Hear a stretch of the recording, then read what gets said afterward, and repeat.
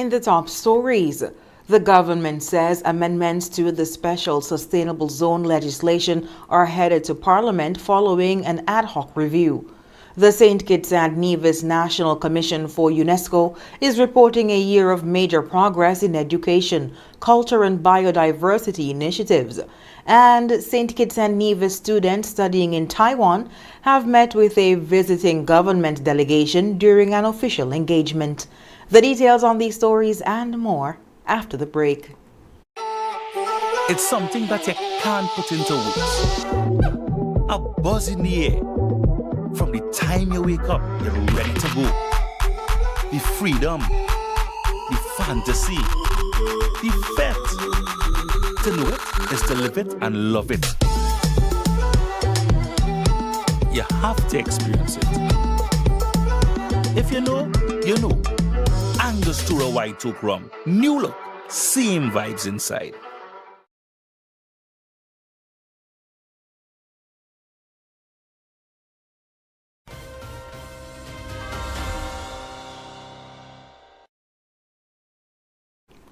Hello and welcome to the ZIZ Major Newscast. I am Shaira Flanders. Nationally, Prime Minister Dr. Terence Drew says the Special Sustainability Zones Act is now heading toward amendment after an ad hoc committee appointed earlier this year submitted its recommendations to the federal government. Speaking during today's roundtable, the Prime Minister said the committee's report has already been discussed in Cabinet and will inform changes to the law, with the amendments expected to be presented during the next sitting of the National Assembly. The government has also received the report of the ad hoc committee that I established in January 2026, which contains sound recommendations for strengthening the SSZ Authorization Act. Those recommendations have been discussed in Cabinet and they will result in amendments to the SSZ Authorization Act, with first reading at the next sitting of the National Assembly. Dr. Drew said the recommendations are now being evaluated by Attorney General Garth Wilkin, and once that process is completed, the final document will be circulated ahead of parliamentary debate.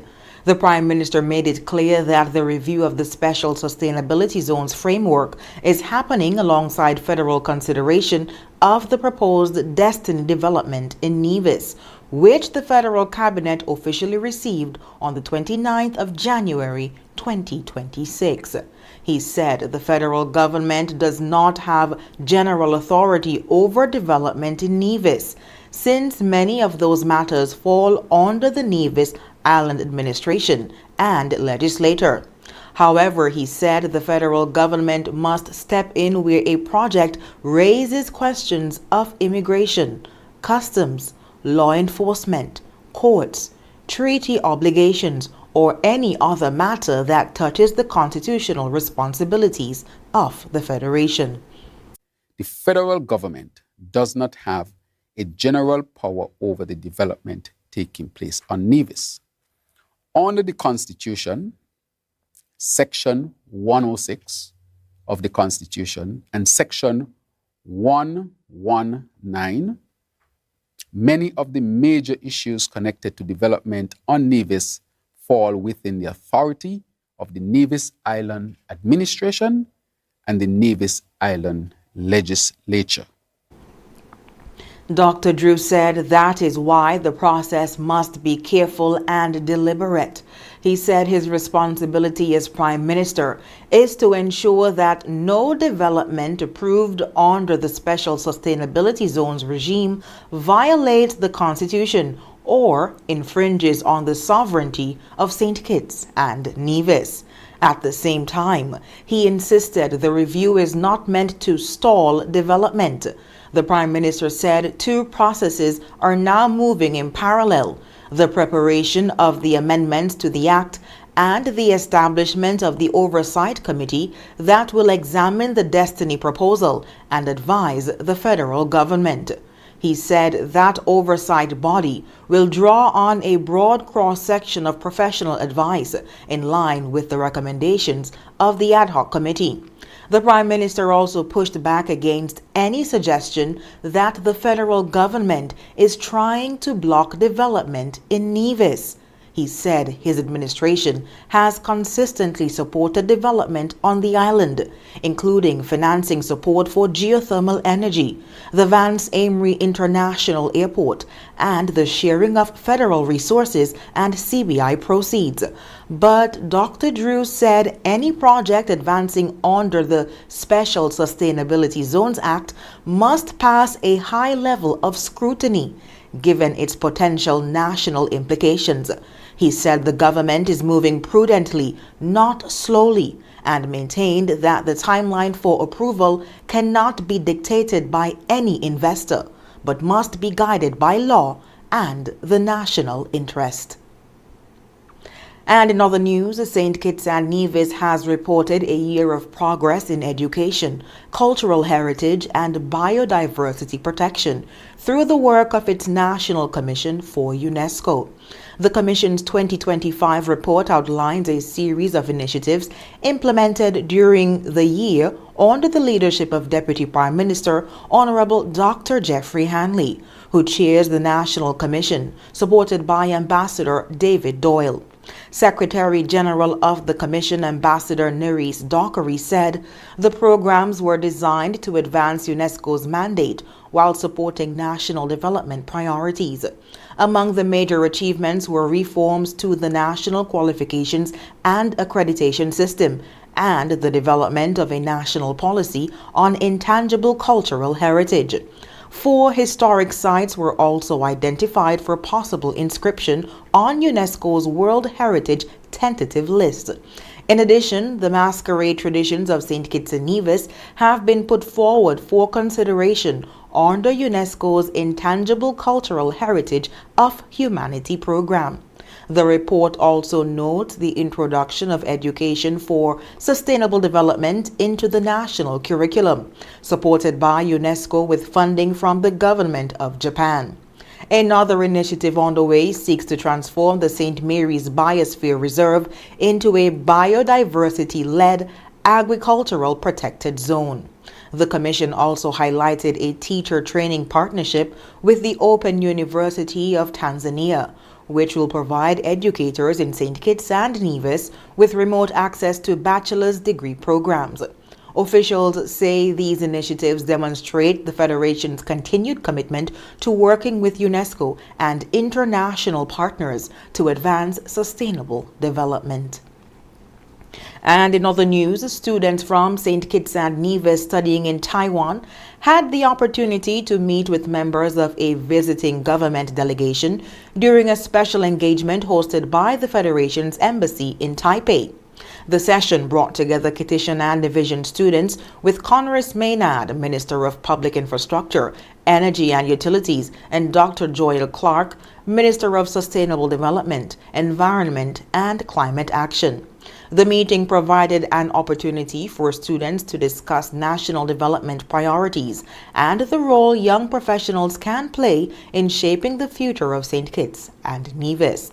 During the discussion, students shared their perspectives on the Federation's Sustainable Island State agenda and offered ideas on how they can contribute to national progress after completing their studies. Embassy officials said the engagement was both fruitful and encouraging and thanked Ministers Maynard and Clark for taking time during their visit to connect with students living and studying overseas. The meeting formed part of the delegation's official visit to Taiwan, which also includes discussions on energy transition, sustainability initiatives, and areas of international cooperation. And after the break, a new EC $2.3 million kitchen has been commissioned at the Alexandra Hospital in Nevis.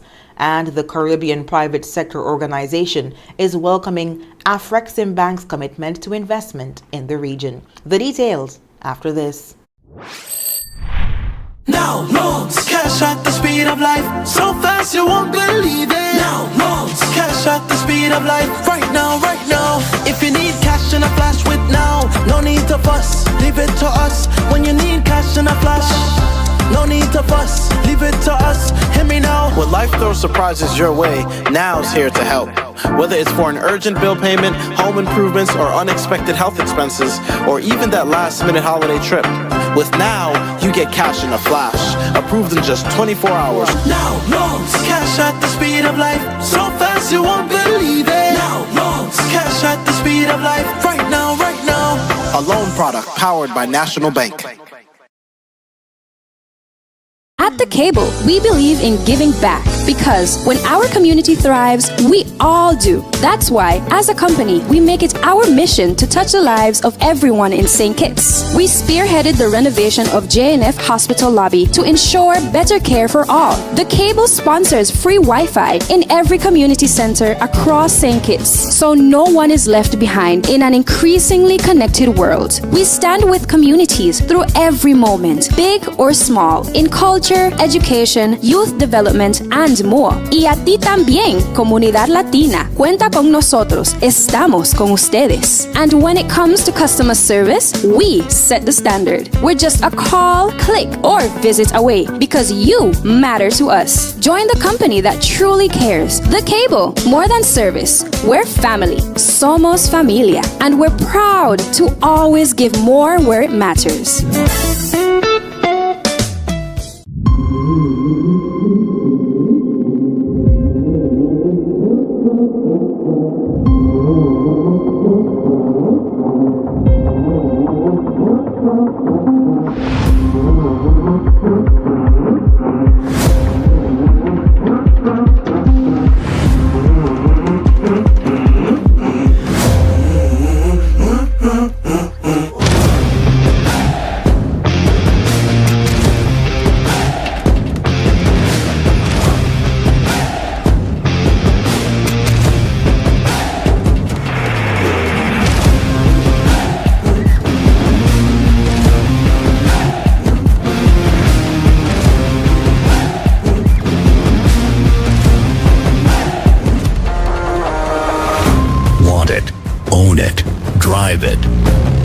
There are some things in life that are worth the extra mile.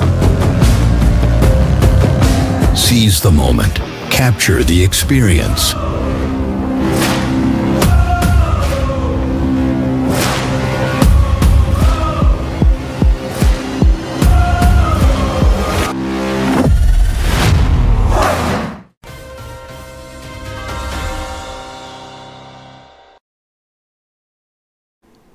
Thank you for staying with us. In other news, the Alexandra Hospital in Nevis has received a significant upgrade with the commissioning of a new commercial-grade kitchen. The state-of-the-art facility was recently unveiled by the Nevis Island Administration as part of its continued efforts to strengthen healthcare services and improve patient care on the island. The project represents an investment of $2.3 million and forms part of broader improvements to the island's main medical facility. The new kitchen features expanded food preparation areas, modernized storage facilities, walk-in refrigerators and freezers, as well as dedicated staff areas. It also includes offices for nutritionists and private spaces for patient dietary counseling. Minister of Health in the NIA, the Honorable Janelle Nisbet, described the commissioning as an important step in improving healthcare services at the hospital. She said the upgraded facility was designed to improve workflow, strengthen food safety standards, and support the hospital's dietary team in delivering better nutritional care for patients. Premier of Nevis, the Honorable Mark Brantley, also commended the Ministry of Health for delivering the project, noting that the new kitchen will further improve the quality of care provided at Alexandra Hospital. Premier Brantley also said the infrastructure upgrade is being supported by additional staffing, including the recent hiring of a dietitian to help guide meal preparation for patients and residents. He added that the Nevis Island Administration, or NIA, remains committed to continued improvements at the hospital, including facility upgrades and the recruitment of additional medical personnel. Renovations to the existing laundry facility have also been approved as part of the administration's broader effort to expand and strengthen hospital operations. Meanwhile, St. Kitts and Nevis is set to play a key role in strengthening economic ties between the Caribbean and Africa, following a major new investment commitment to the region. The CARICOM Private Sector Organization, or CPSO, has welcomed a decision by the African Export-Import Bank, Afreximbank, to increase its financing commitment to the Caribbean from $3 billion to $5 billion US. The announcement was made during engagements between Afreximbank President Dr. George Elumbi and CARICOM heads of government at the 50th regular meeting of the Conference of Heads held in St. Kitts and Nevis on February 24th. Officials say the expanded funding is expected to support trade, investment, and infrastructure projects, while deepening economic cooperation between CARICOM and the African Union. CPSO says the initiative could recreate new opportunities for regional businesses and help strengthen productive capacity across the community. Among the key projects under discussion is the development of the Afreximbank Caribbean Trade Center in Bridgetown, Barbados, which will serve as the bank's regional office and a hub for trade, investment, and business engagement. The bank has also indicated support for the establishment of a Caribbean Export-Import Bank and a regional payment and settlement system designed to facilitate cross-border transactions and reduce dependence on hard currencies.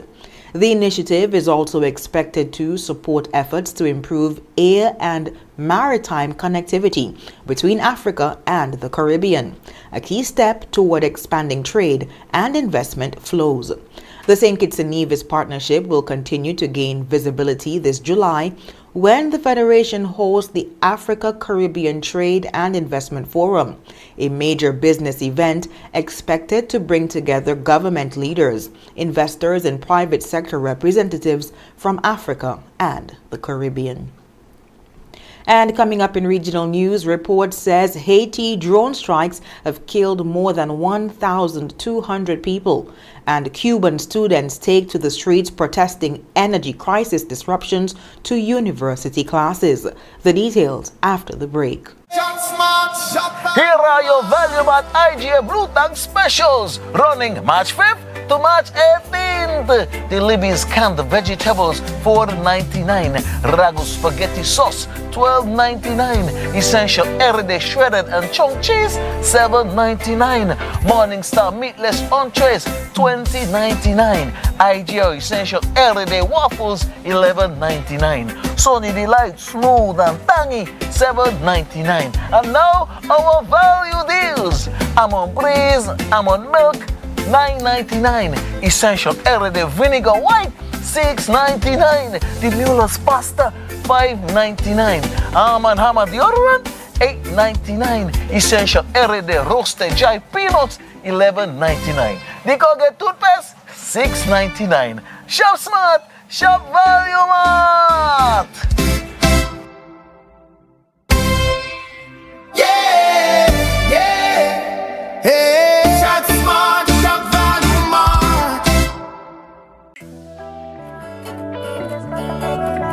Swipe your card, live your life. National Bank life is nice. You can spend it when you want it, how you like, where you like. Swipe your card, live your life. National Bank life is nice. Home or away, any time of the day. Credit or debit, right in your pocket. With National Bank card, so many benefits. Oh yeah, the choice is yours. Just come and embrace it.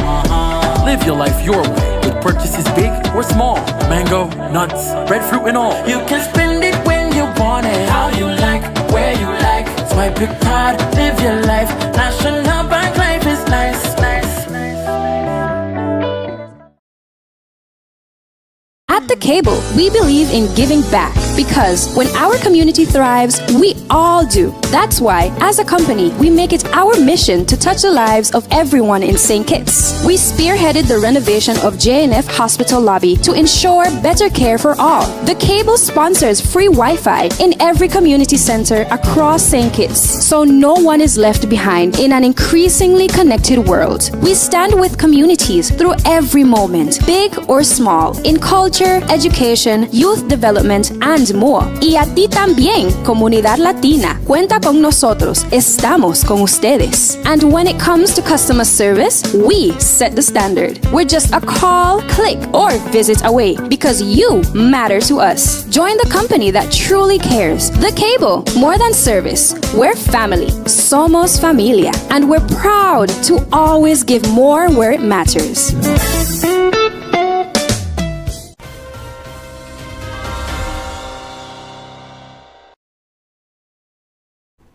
Welcome back. A new report from Human Rights Watch says drone strikes carried out by Haitian security forces and private contractors have killed more than 1,000 people over the past year. The rights group said Tuesday that at least 1,243 people were killed and 738 others injured between March 1st, 2025 and January 21st, 2026. Human Rights Watch said 17 children were among those killed, along with at least 43 adults who were not believed to be members of any criminal group. The report also found that at least 49 of those injured were civilians. The strikes are part of a drone campaign targeting gangs in Port-au-Prince, where armed groups are estimated to control about 90% of the capital. Human Rights Watch said the number of drone attacks has risen sharply in recent months, with 57 operations recorded between November and late January, nearly double the number reported during the previous 3 months. The rights group analyzed video footage showing explosive armed drones being used to strike vehicles and groups of people. It said some of those targeted were armed, but in several cases they did not appear to be engaged in any immediate threat. Human Rights Watch also cited one incident in September 2025 in Port-au-Prince where a drone strike killed 9 people, including 3 children, and injured several others. The group is urging Haitian authorities to impose greater oversight on security operations and investigate any unlawful killings.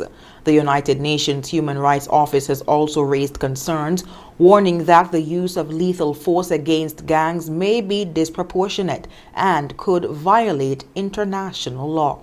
Haiti's government created a special task force last year to use drones in operations against gangs, working alongside private security contractors. Haitian police are also cooperating with a UN-backed security mission led by Kenyan officers, which remains understaffed and underfunded as the country continues to grapple with widespread gang violence. Meanwhile, a small group of university students in Cuba staged a sit-in protest on Monday, raising concerns about how the country's deepening energy crisis is disrupting their education. The demonstration took place at the steps of the University of Havana, where students gathered to voice frustration over power outages, transport shutdowns, and limited access to classes. The energy shortage has forced universities to reduce face-to-face classes or move lessons online, even as many students struggle with slow and unreliable internet connections. The country's first Deputy Minister of Higher Education, Modesto Ricardo Gomez, met with the students and acknowledged the challenges facing the education system. He blamed the situation on the United States' tightening sanctions and oil blockade, which Havana says have severely limited the country's access to fuel. Cuba relies heavily on imported oil to generate electricity, but supplies have plunged since the United States moved to cut off shipments from Venezuela, the island's main energy partner.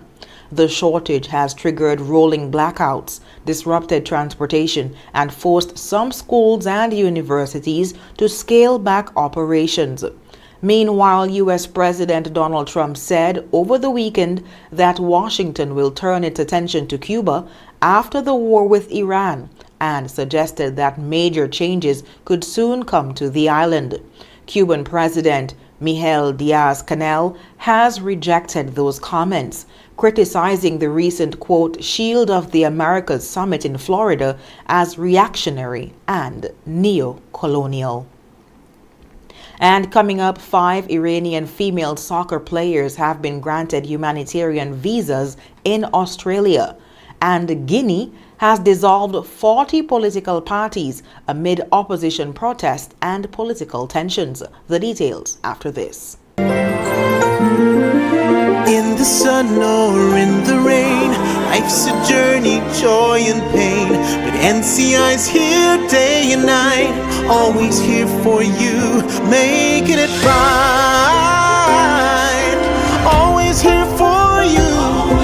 With NCI, you've got a friend, always here for you, right here till the very At National Caribbean Insurance, you are covered and secure. We're your partner, your protector, your peace of mind. So for home, for health, for life, choose NCI because we're always here for you. Always. Always here for you. With NCI, you've got a friend, always here for you, right here till the very end. Always here for you.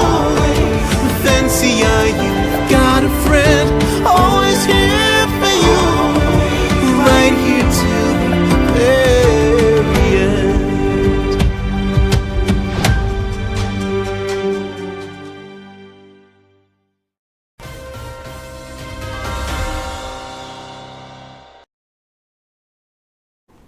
Thank you for staying with us. 5 members of Iran's women's national football team have been granted humanitarian visas in Australia following safety concerns after the Asian Cup. Australia's Immigration Minister Tony Burke said the players were moved to a safe location by police after indicating they did not want to return to Iran. I was able to tell 5 members of the Iranian women's soccer team that they are welcome to stay in Australia, that they are safe here, and they should feel at home here.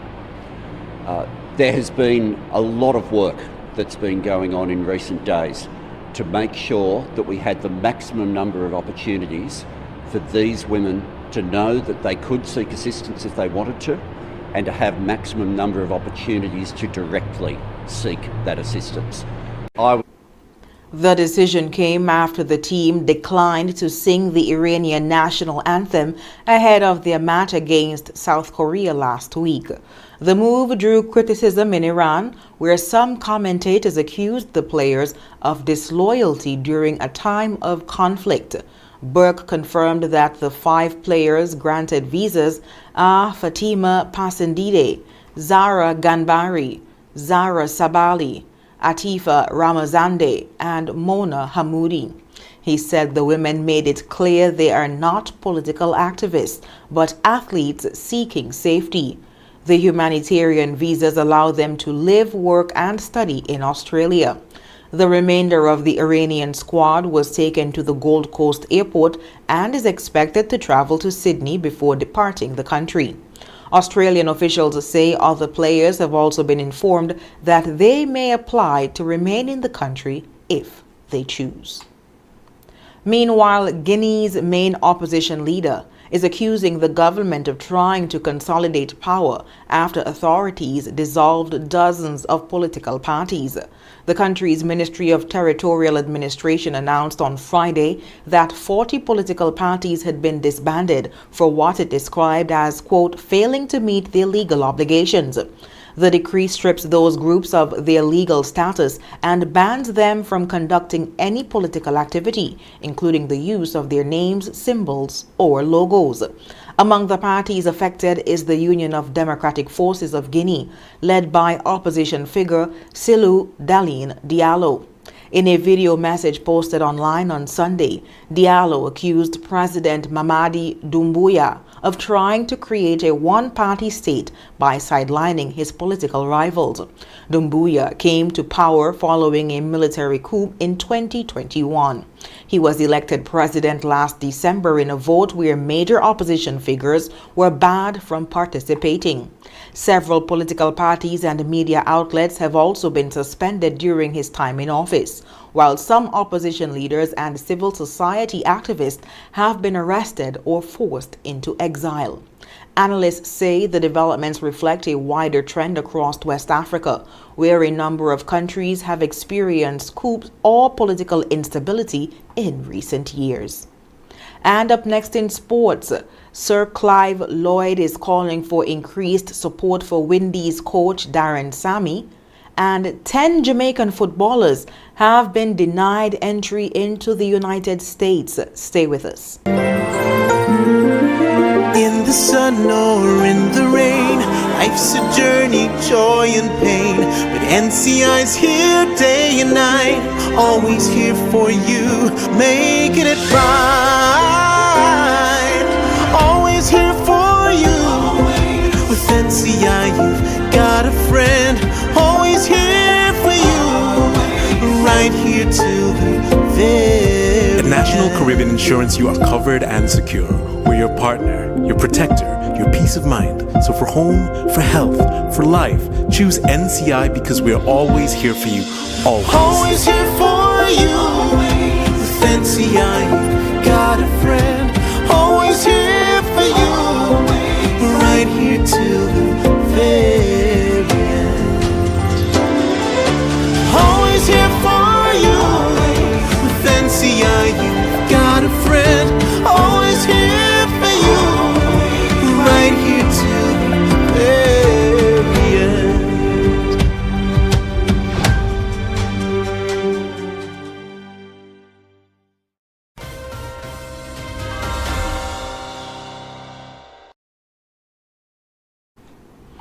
Welcome back. First up in sports, West Indies cricket legend Sir Clive Lloyd is calling for greater support for head coach Darren Sammy as the regional team looks to build on its recent T20 World Cup campaign.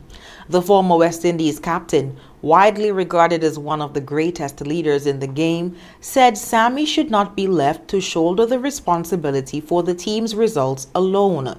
Speaking to media recently, he said while the West Indies put in a solid performance at the recent ICC Men's T20 World Cup, reaching the Super 8 stage, the coach will need strong support from across the region to push the team forward.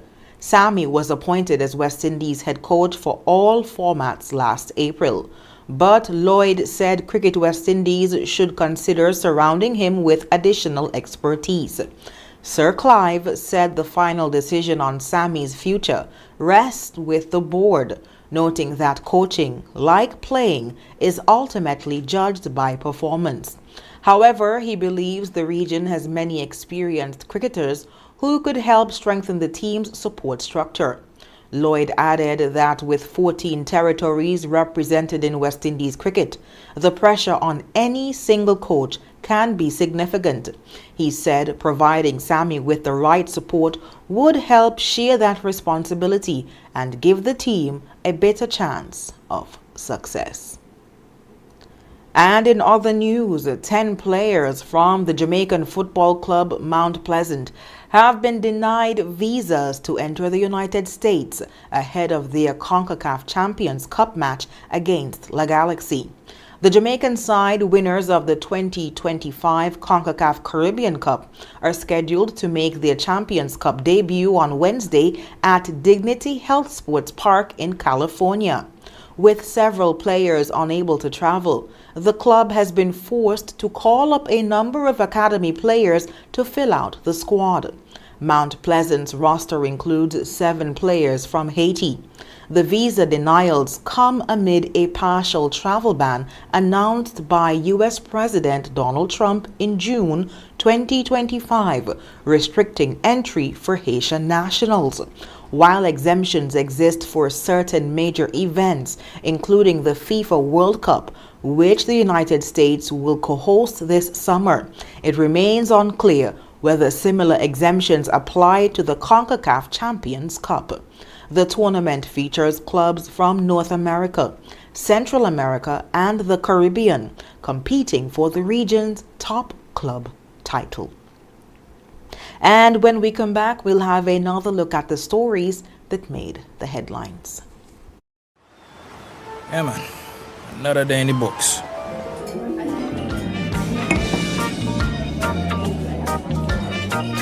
Well, hello there. Ooh, she pretty from head to toe, and are you ready to go?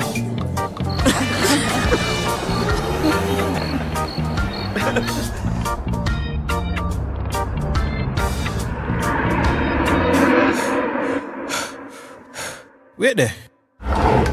Whew. Can't afford to slip up. Not even in my dreams.